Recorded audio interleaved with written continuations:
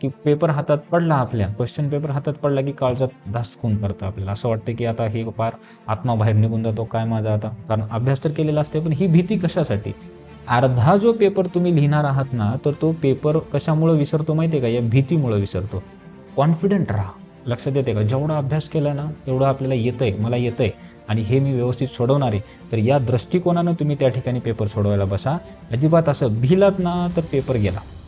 लक्षात आहे का? त्याला कोणीच काही करू शकत नाही. भ्यायचं नाही, काळजी करायची नाही. जेवढा अभ्यास आपण वर्षभर केलाय त्या अभ्यासाचं त्या ठिकाणी आता कुठेतरी सार्थक करायचं आहे आपल्याला आणि तो पेपर आपल्याला सोडवायचा आहे आणि आउट ऑफ सोडवायचा आहे. या पॉझिटिव्ह वेनं, पॉझिटिव्ह थिंकिंगनं तुम्हाला परीक्षा सेंटरमध्ये जायचं आहे. लक्षात येते? तर तुम्हाला आउट ऑफ पडतील. आपण जे विचार करतो ना तर सेम तसंच होतं आयुष्यामध्ये. जर पॉझिटिव्ह विचार केला तर पॉझिटिव्हच होणार आहे आणि जर निगेटिव्ह विचार केलात ना तर निगेटिव्हच होतं.